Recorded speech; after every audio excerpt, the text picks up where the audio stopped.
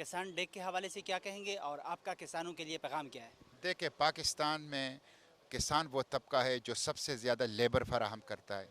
किसान वो तबका है जो जीडीपी में जिसकी सबसे ज़्यादा कंट्रीब्यूशन है, और किसान वो तबका है जो पाकिस्तान को खिला रहा है। लेकिन सबसे ज़्यादा महरूम और नज़रअंदाज तबका किसान है।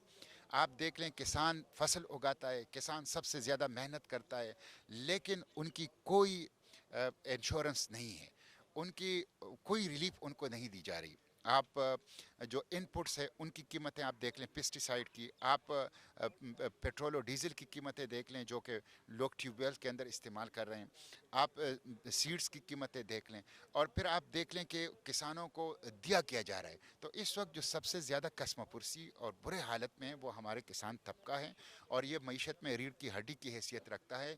लेकिन हुकूमत ने मुसलसल इसको नज़रअंदाज किया है और मुजरिमाना गफलत का मुजाहरा किसान के हवाले से किया। Thank you.